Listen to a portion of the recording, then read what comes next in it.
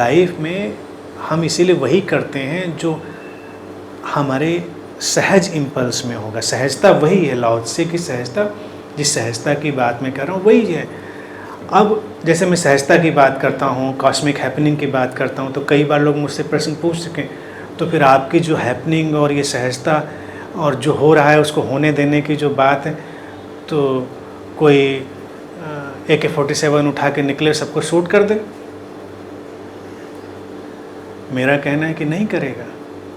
Again तुम्हारी conditioning यहाँ रखी होगी AK-47, तुम अगर उस तरह से डिज़ाइंड नहीं हो तो तुम चलाओगे ही नहीं, तुम चला ही नहीं पाओगे।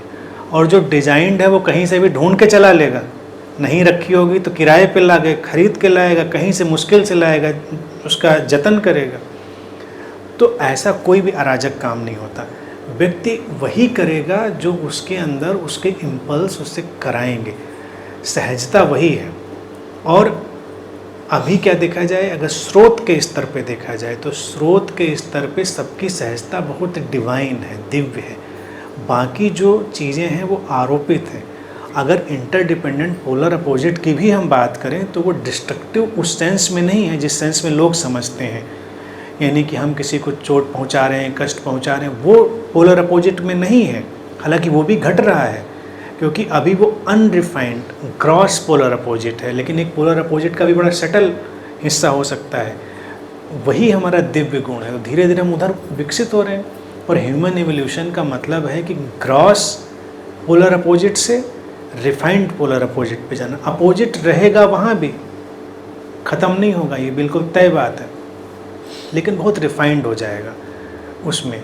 अब जैसे बोलना है तो साइलेंस है, उसके लिए पोलर अपोजिट ही हुआ। अगर साइलेंस नहीं तो बोलना संभव नहीं, श्रोता नहीं तो वक्ता नहीं, वही चीज़ है।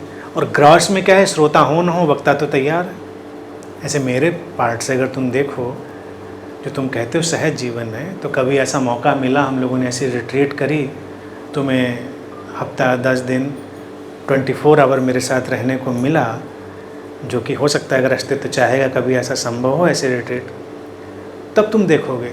मेरी बातों को ना देखो, मेरे जीवन को देखना। क्योंकि मैं हमेशा कहता हूँ किसी भी मास्टर की लाइफ टीचिंग है, उसकी बातें तो समझाने के लिए हैं, लेकिन जब तुम उसकी लाइफ देखोगे तो एक्चुअल टीचिंग तो वही है। तब तुमको समझ में आएगा चीज़ें कैसे हैं कैसे नहीं हैं, क्या उसमें सहजता है, क्या चीज़ कैसे मूव होती है, कैसे होती है। तो बहुत परेशान होने की, एफर्ट करने की ज़रूरत नहीं है। बस ये है कि हम ध्यान दें। दैवीय द्वैत जो है वो रहेगा। स्रोत के निकट जब पहुँचेंगे वहाँ भी एक द्वैत होगा, डुअलिटी होगी। इसीलिए योग और तंत्र में उन्होंने कहा कि जब पीछे लौटेंगे तो आपका जो पांचवा यानी कि जो शरीर है वो आनंदमय कोश होगा, ब्लिस बॉडी होगी।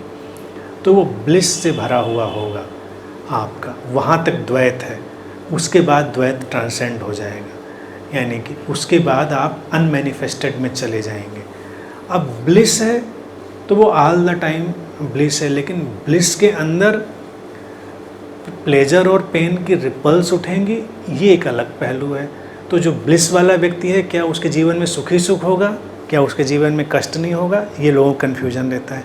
उसके जीवन में भी पेन आएगा, उसके जीवन में भी प्लेजर आएगा, कष्ट भी आएगा, सुख भी आएगा। वो दोनों को इक्वली एक्सेप्ट करेगा, किसी से फाइट नहीं करेगा। जब उसके जीवन में सुख होगा तो सुख को एंजॉय करेगा, जब उसके जीवन में कष्ट होगा तो उनको फेस करेगा, सॉल्व करेगा, आगे बढ़ जाएगा। वही ब्लिस होगा। जब पेन होगा तब वो इतना परेशान नहीं होगा कि ये क्यों हुआ, ऐसा क्यों हुआ, ये नहीं होना चाहिए।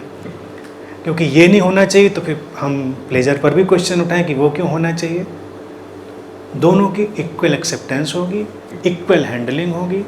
इसी को इक्वेनिमिटी कहते हैं। इक्वेनिमिटी, जिसको कृष्ण गीता में कहते हैं कि वो अनासक्त भाव से जीवन को जिएगा। आनंद का मतलब अनासक्त, अनासक्त का मतलब प्लेजर और पेन की रिपल्स को बराबर से हैंडल करना। उनसे न एक के पीछे न उसको गले लगा लेना, एक से न पीट करके भाग जाना। दोनों को सामना करना, दोनों को हैंडल करना। तो ये ब्लिस के कंपोनेंट है। pleasure and pain and facing them with equanimity.